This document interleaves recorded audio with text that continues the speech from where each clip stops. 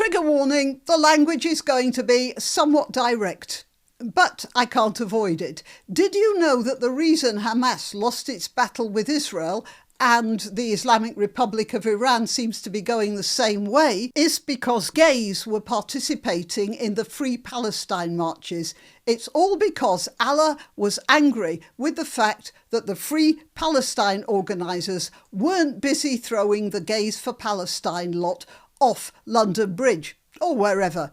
It certainly wasn't because Hamas were a bunch of murderous thugs so off their heads on amphetamines that their use as a disciplined fighting unit was just about zero, and that the cream of the Iranian-backed Hezbollah were dumb enough to get their fingers and other body parts burnt in a Mossad sting. No, the problem was that gays were polluting the Muslim cause by their very presence.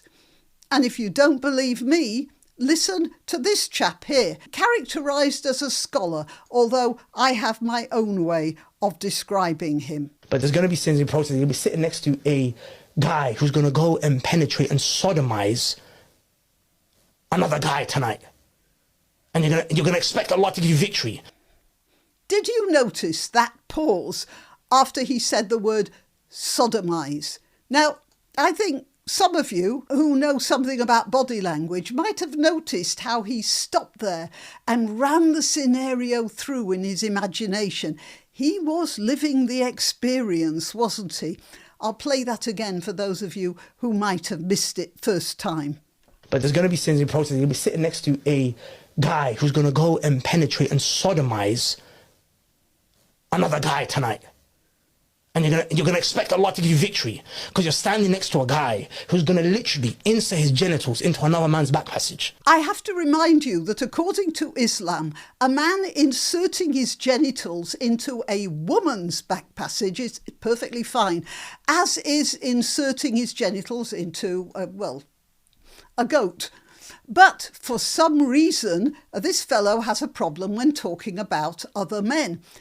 I think he might be, maybe a little bit frustrated, you know. I mean, let's look at him. Nice white dish dasher and a tastefully matching skull cap.